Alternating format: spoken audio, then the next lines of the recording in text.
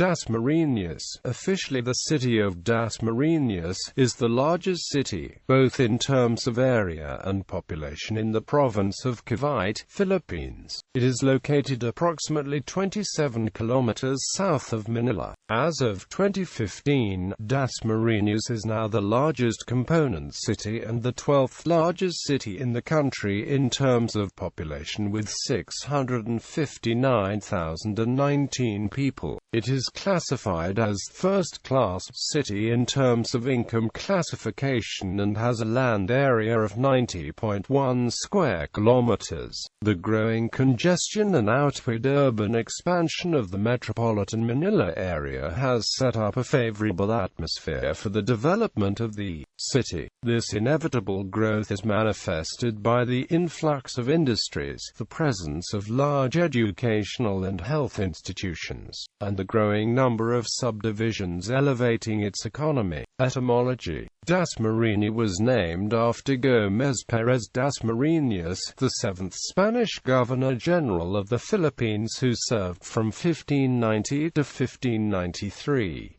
After his death, his son Luis Pérez Dasmariñas became the Governor-General from 1593 to 1596. Pérez Dasmariñas came from San Miguel das Negradas, Vivero, Galicia, Spain. Dasmariñas literally means "from as marinas," coming itself from merino, and this from mar. History: foundation in the 19th century. During the Spanish colonial period, Dasmariñas was originally called Tampas, meaning "end of the forest." Quote, "In the beginning stages, it was a part of its mother town of Imus. It was once a part of a vast Recollect hacienda that supported all the various missionary activities of the Recollects in the Philippines and in Spain. On April 9, 1864, a council composed of the Archbishop of Manila, the politico-military governor of Cavite, the prior provincial of the Augustinian Recollect order, and the parish priest of Imus met to discuss the creation of the new town and parish. Separated from Imus, at that time, there were only 643 inhabitants in Tampas, the heart of the community. After thorough discussions, the Gobierno Civil Superior of the islands approved the creation of the new town on May 12, 1864, with Don Juan Ramirez elected as gobernador. Solo. An ensemble of nipa houses in the other barrios of the hacienda, like Malinta, Nangcan, Salake, Paliparan, Malagasang and Salatran, were grouped and migrated into a reducción in Tampas in 1866. Reducción originally meant the religious and civic aspects of missionary activities. Later it came to mean the process of resettling and unifying a community, thereby creating a newly organized town. For the Spanish missionaries and fray, this process was advantageous not only for evangelization but also for bringing people under the Spanish rule. A new town called Tampas was formed. For that time on, the people of Tampas built the houses within the hearing distance of the church bells. Bajo las toques de campana. The new town could be reached through a good network of roads and bridges built by the best architects and engineers of the Recollect order. In the same year, the new town was rechristened Pérez Dasmariñas to honor the seventh Governor-General of the Philippines, Don Gómez Pérez Dasmariñas. Governor Dasmariñas, a knight of Santiago, was a native of Galicia, Spain, and a former magistrate of Murcia and Cartagena, Spain, who brought a lot of economic improvements during the early days of colonization. Toward the end of 1866, the new town Pérez Dasmariñas had complied with the requirements of a typical Philippine town. A spacious town plaza at the center of the town with the church and the convent, made of stone and bricks, a casa tribunal made of wooden nipa, a primary school for children and various houses made of nipa were built in designated areas. A cemetery was located around 200 yards away from the church and surrounded with wooden fence. The foundation of the town Dasmariñas was unique from most other towns of Cavite. For the first time, a town was created not by a preceding petition of the barrio people and its local officials as required by legal procedures and custom at that time. Instead, high-ranking church officials and the Cavite politico-military governor were the prime initiators of its foundation. For the sake of the people of the growing town and for their own interest, the Recollects sent a petition to Madrid for the creation of a new parish of Dasmariñas, independent from Imus. Queen Isabella II signed the royal order creating the new parish of Dasmariñas on October 21, 1866. The following year, the construction of the stone parish church of Dasmariñas, dedicated to the Virgin Mary as Our Lady of Immaculate Conception, was started. Barrios. The old town of Dasmariñas was made up of several barrios. Salatran was considered the most important and famous during the Spanish regime because it was the site of the Recollect Casa Hacienda. Salatran came from the Tagalog word salit, meaning people from another town. It was also once named as Bayanan because of the large concentration of people there. Since it was a part of the Recollect Hacienda de Imus, there were many people from different provinces who lived there working as farmhands. La Yong Iloco, a place in Salatran, strengthens the belief that there were Ilocanos who settled there. Pasong Santol in Salatran got its name because of the abundance of santol trees. Tampas.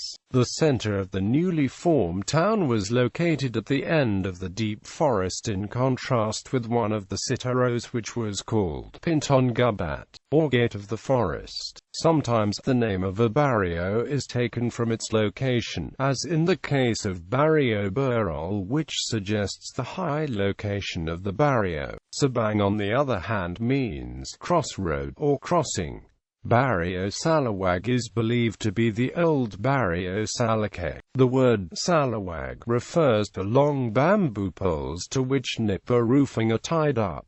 Salawag is sometimes also called crossing, because it serves as a crossroad between Paliparan and Salatran. Nangkan, now called Langkan, was derived from the Tagalog word langka. It is the biggest fruit tree in the Philippines, which was reportedly brought from India to Malaysia and found its way to our country. The presence of lot of jackfruit trees may be the reason it was called Nangkan. Malinta or Malantan, on the other hand, was derived from the Tagalog word linta, which means leech. The abundance of leeches in the place accounted for its name. On July 18, 1899, 3 more citeros of Dasmariñas were raised to the rank of barrios. Barrio Sampaloc, owing to the abundance of tamarind trees in the place, Barrio Tamban was renamed San Jose and Barrio Lusuhan became San Agustin. The 1896 revolution. By June 1896, the Spanish authorities in Cavite province had become suspicious of the local elite's activities.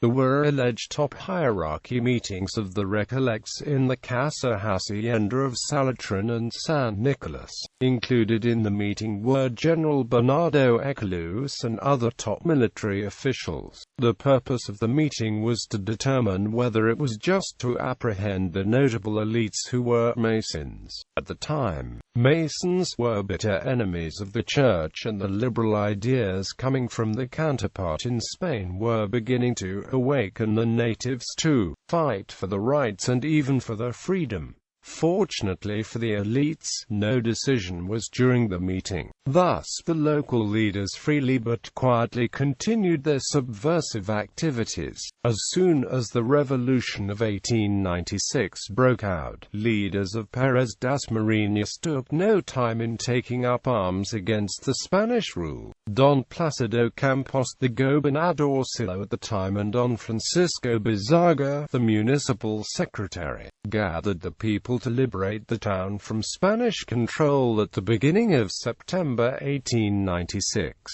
They captured the Casa Tribunal and Casa Hacienda in Salatran, killing the religious clergies who lived there. Eventually, the town was freed, as towns in Cavite fell into the hands of Filipino revolutionaries. The Spanish government in Madrid felt that Governor-General Ramon Blanco's offensive against the natives was ineffective. Thus, a more aggressive person took over the command of the islands, Camilo de Polavieja, with Gen. José de la Chambre as the head of the campaign. Gradually, the Spaniards regained the control of the province. After the fall of Siling, the Spaniards turned their eyes to Dasmariñas. Knowing the strength of resistance he might encounter, Gen. Lee Chamber decided to surround the whole town. He sent 2 advance units headed by Brigadier Gen. José Molina, who went to take the left. The troop under Col. Arutos, who had taken Paliparan, went westward to cut the escape of the Filipinos to Imus and Carmona. Gen. Lee Chamber sent the main force toward the south. The Cavitanos suffered terrible defeat because of lack of arms and ammunition. As the Spaniards approached the Poblacion, the revolutionaries retreated the stone building of the town. On February 25, 1897, the Spaniards decided to encircle the Poblacion rather go directly to the interior. They started burning all houses except the church. Seeing they were surrounded by fire, some of the rebels went out of hiding but were immediately met by open fire. Those who took refuge at the Casa Tribunal refused to come out and were all burned alive. Even those who took refuge in the church did eventually yield to the advancing Spanish forces. By March, Dasmariñas had fallen back into the Spanish hand. Then Lee Chamber returned to Salatran. He was expecting a heavy resistance from the revolutionaries who occupied the Casa Hacienda, but to his great surprise, they were able to take the place without any resistance.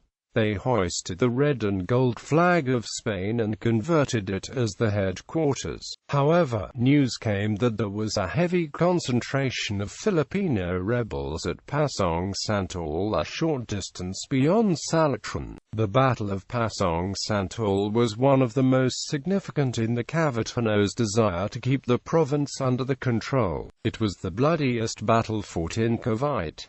It was during these series of battles in Cavite when Gen. Emilio Aguinaldo was elected in absentia as president of the newly formed revolutionary government, while some leaders of Magdalo faction of the Katipunan were busy fighting in Pasong Santol. Members of the Magdiwang and Magdalo faction were discussing the form of government and elected its officers in the Tejeras Convention in Rosario, Cavite. In said convention, Bonifacio was traitorously ousted from the Katipunan leadership by the combined Cavitino revolutionaries. Bonifacio and his brother Procopio were later executed by Aguinaldo's men.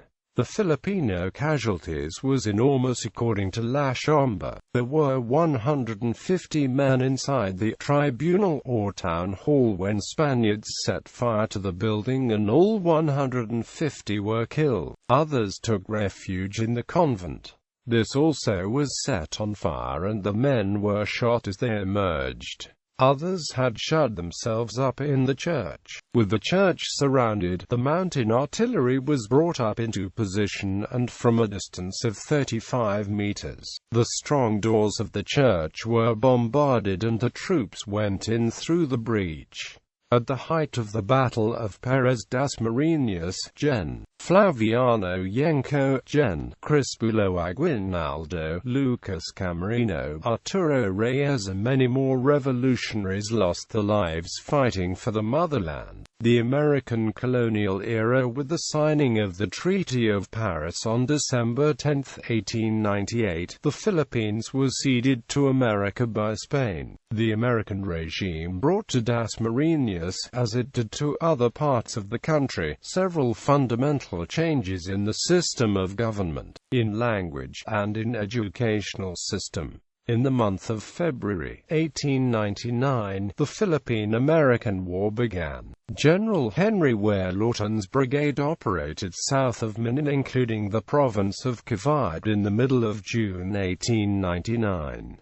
The Americans could not land directly at Bacoor because Zapote River was defended by the Filipino revolutionists, who built trenches as tactical defenses forming three sides of an angle which made the Filipinos hardly visible. The Americans' 14th Infantry Battalion swam across during the Battle of Zapote River and under the cover of military artillery, charged against the Filipinos, who then retreated to the woods. Moving southward, the Americans encountered more Filipino revolutionists in the town of Bacoor, Imus and Dasmariñas.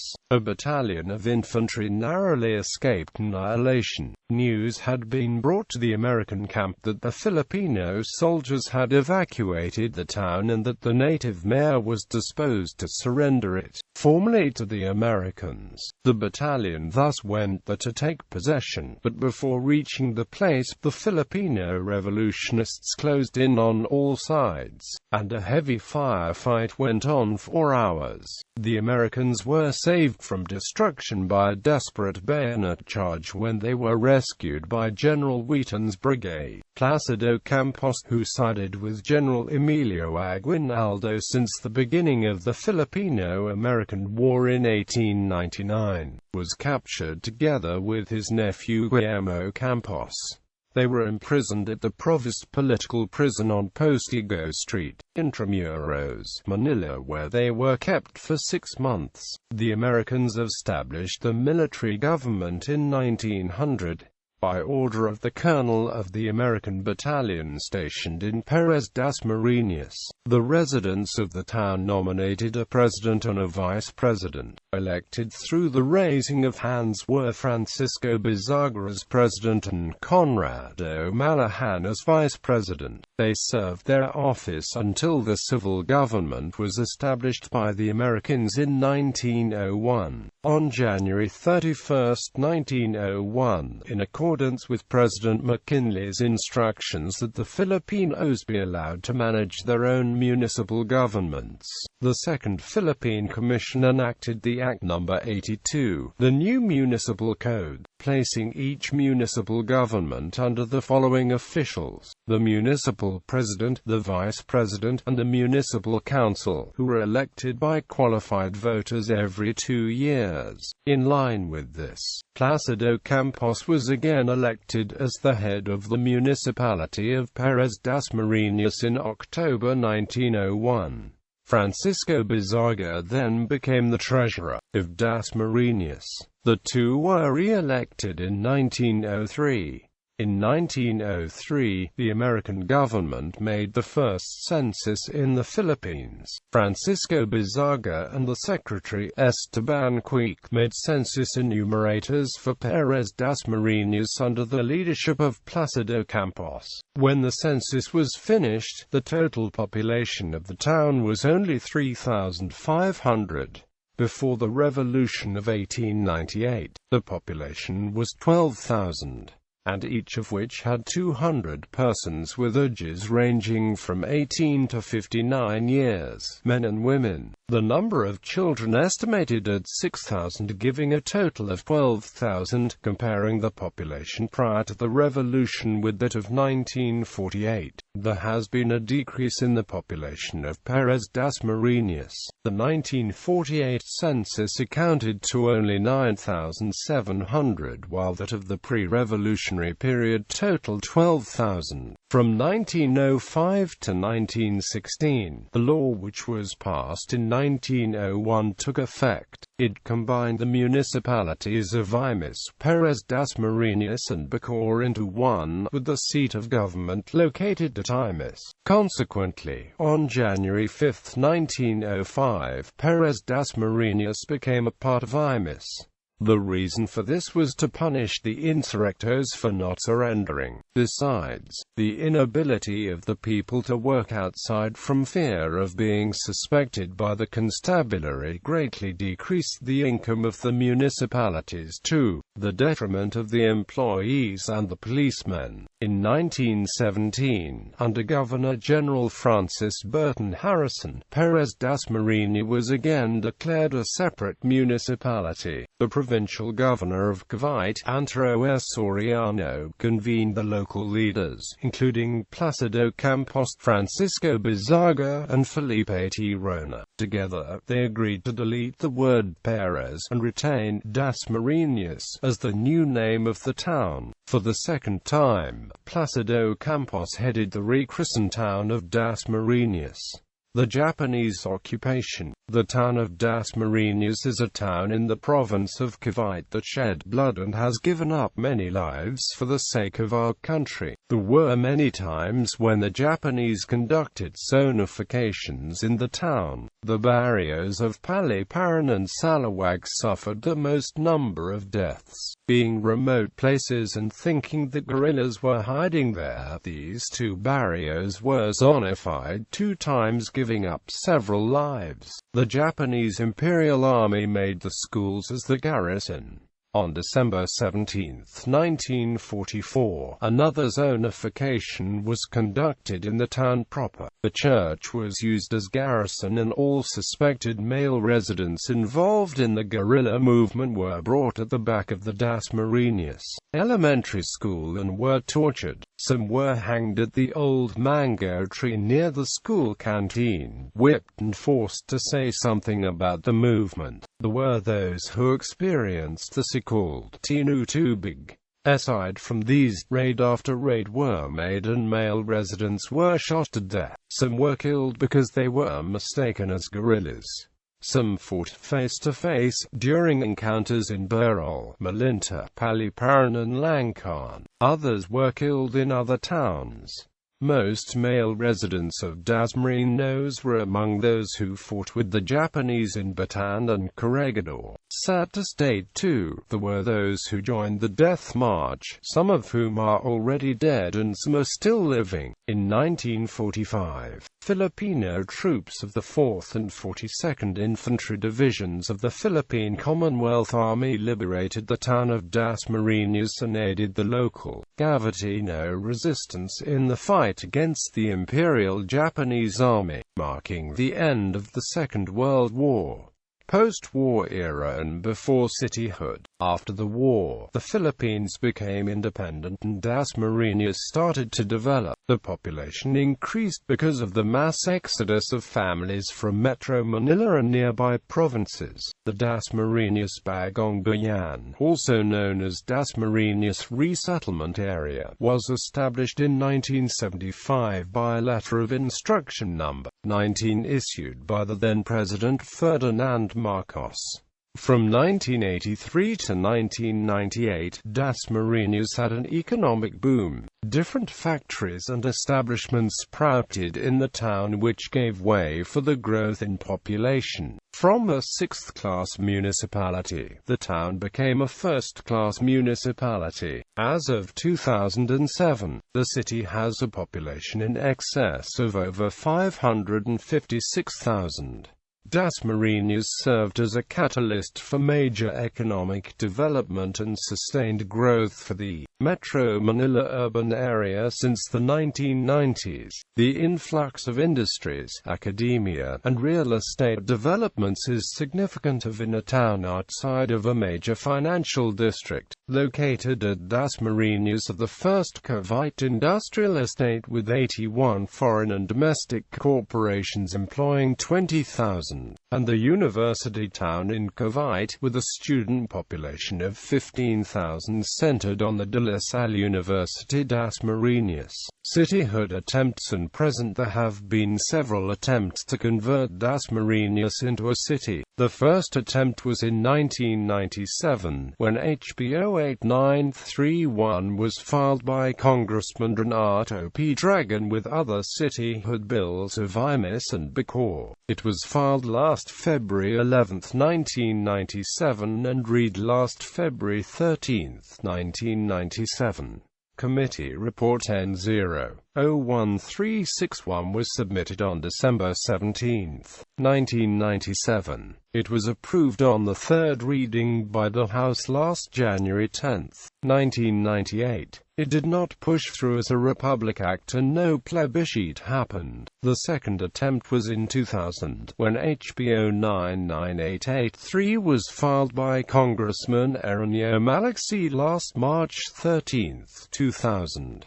It was first read last March 13, 2000. It was approved on the second and third reading of House last March 15, 2000 and March 27, 2000. It was transmitted to the Senate on March 28, 2000 and received on March 31, 2009. It did not push through as a Republic Act and no plebiscite happened. The idea of converting Dasmariñas into a component city was again proposed for the third time after failure in 1997 and 2000.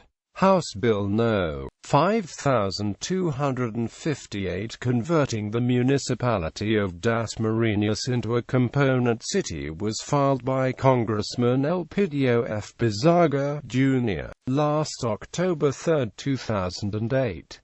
It was read last October 6, 2008. It was approved by the House on second and third reading on October 7 and November 17, 2008. It was transmitted and received by the Senate last November 17 and 20, 2008. It was passed by the Senate on second and third reading last October 28 and November 5, 2009. It is received by the President of the Philippines last October 14, 2009 and signed as Republic Act 9723 last October 15, 2009.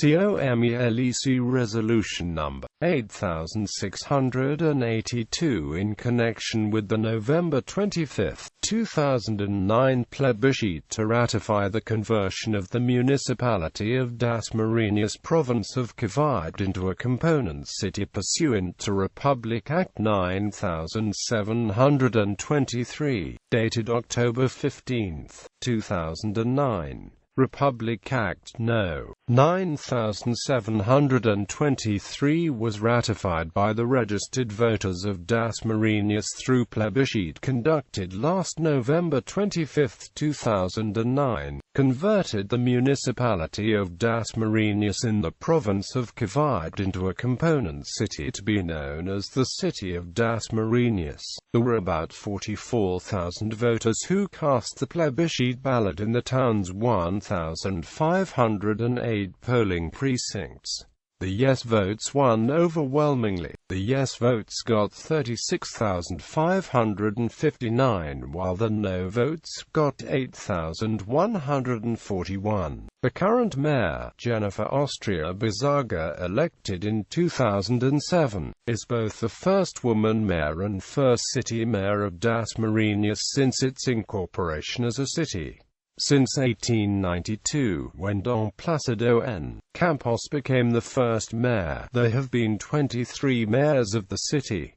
On 2011, the Paro Paro Festival was first celebrated. It is celebrated every 26th of November to commemorate the incorporation of the city of Dasmariñas, with people dancing and parading in the streets in butterfly costumes. In November 2013, the Paro Paro Festival was cancelled. Instead, the allocated funds will be donated to the Typhoon Yolanda victims. Geography. Dasmariñas city is about 8,234 hectares, 12 kilometers from Metro Manila of the National Capital Region and 27 kilometers south of the center of the city of Manila. It is bounded by the city of Imus and the municipality of Silang, both in Cavite at the north and south respectively. At the east by the towns of San Pedro and Binan by the side of Laguna and Carmona, and at the west, it is bounded by General Trias.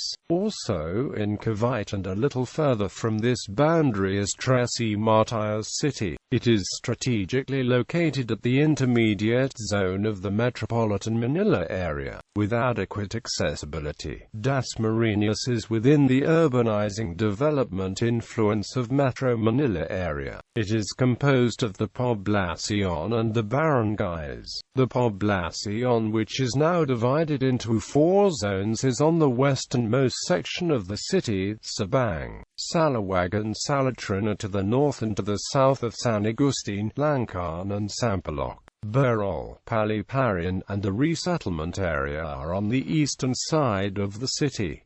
The city of Dasmariñas is landlocked. However, it is not too far from the coastal towns of Rosario, Cavite, Bacoor, Noveleta and Cavite City, whose average distance from Poblacion is less than 30 kilometers. It is about the same distance from Laguna de Bay and about 27 kilometers from the resort city of Tagaytay and the famous Taal Lake. At present, Dasmariñas is served by corridors traversing the central areas which provide linkages to the metropolitan Manila area core in the north and the developing nodes of Laguna and Batangas.